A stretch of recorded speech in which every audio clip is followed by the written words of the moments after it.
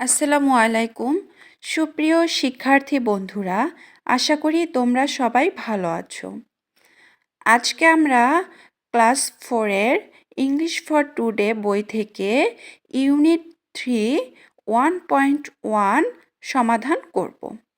ঠিক আছে, চলো তাহলে শুরু করা যাক। ইউনিট 3 1.1 মাই স্কুল অ্যাসেম্বলি, আমার বিদ্যালয়ের সমাবেশ। Okay, look at the pictures, ছবিগুলোর দিকে তাকাও। Discuss in pairs what they are doing, তোমার সহপাঠীর সাথে আলোচনা করো তারা কি করছে। Okay, picture A, the students are singing the national anthem. দেখো, এখানে বেশ কিছু শিক্ষার্থী দলগতভাবে দাঁড়িয়ে তাদের মুখ আমরা একটু চেঞ্জ দেখতে পাচ্ছি, তারা কিছু বলছে। যেহেতু মাই স্কুল অ্যাসেম্বলি, অ্যাসেম্বলি মানে সমাবেশ, এখানে সমাবেশের কথা বলা হয়েছে। সমাবেশে কখন আমরা এমন করি? আমরা জাতীয় সঙ্গীত গাওয়ার সময় এমন করি। Okay, the students are singing the national anthem.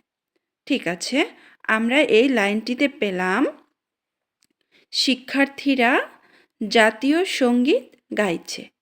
ঠিক আছে, যেহেতু শিক্ষার্থীরা জাতীয় সঙ্গীত গাইছে, তার মানে আমাদের পরবর্তী ছবিগুলোও আমাদের সমাবেশের সাথে সম্পর্কিত হবে।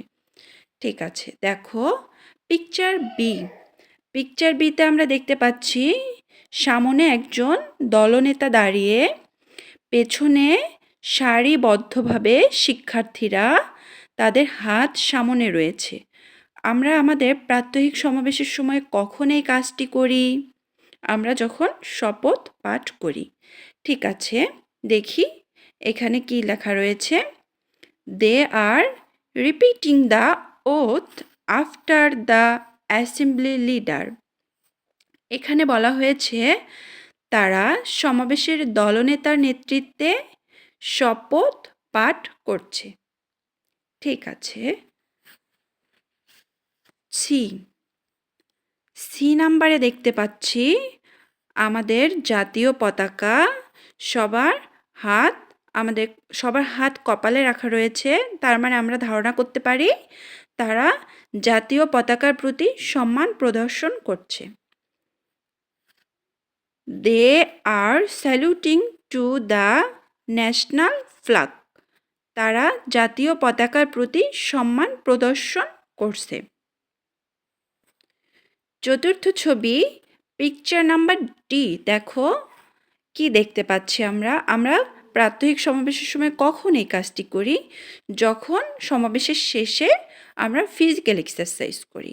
ওকে, দেখো they are doing physical exercises.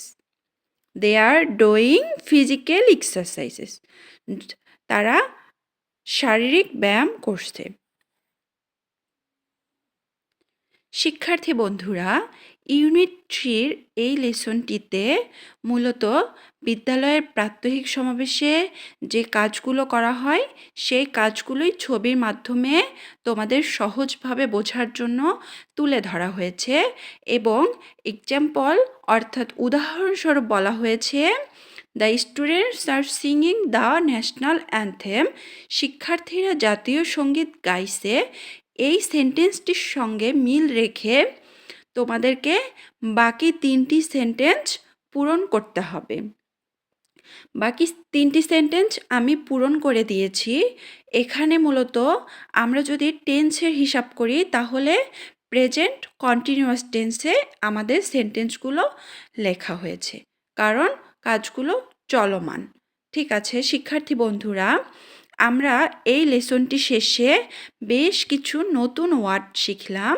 আমরা এখন তাহলে নতুন ওয়ার্ডগুলো আরেকবার রিপিট করব এবং সেগুলোর অর্থ জেনে নেব। চলো তাহলে। দেখো, স্কুল মানে বিদ্যালয়, এটি আমরা আগে থেকেই জানি। অ্যাসেম্বলি ব্যবহৃত শব্দ, তারপরেও তোমাদের কাছে হঠাৎ মনে হতে পারে অ্যাসেম্বলি অর্থ সমাবেশ। ডিসকাস আলোচনা করা, পেয়ার্স অর্থ জোড়ায় জোড়ায়। সিঙ্গিং সিঙ্গিং এটি প্রেজেন্ট কন্টিনিউয়াস টেন্সে বলা হয়েছে। সিঙ্গিং, সিং অর্থ গাওয়া, সিংয়ের সঙ্গে আইএনজি যোগ হয়েছে। প্রেজেন্ট কন্টিনিউয়াস টেন্সে মূল ভার্বের সঙ্গে আইএনজি যোগ করা হয়। ন্যাশনাল অ্যানথেম জাতীয় সঙ্গীত, ন্যাশনাল অ্যানথেম অর্থ জাতীয় সঙ্গীত। দে আর রিপিটিং, রিপিট অর্থ পুনরাবৃত্তি করা। দেখো দলনেতার সাথে সাথে মূলত শপথ পাঠ করা হয়ে থাকে, তাই এখানে রিপিট, রিপিটের সঙ্গে আইএনজি যোগ হয়ে রিপিটিং হয়েছে। ওথ, ওথ অর্থ শপথ।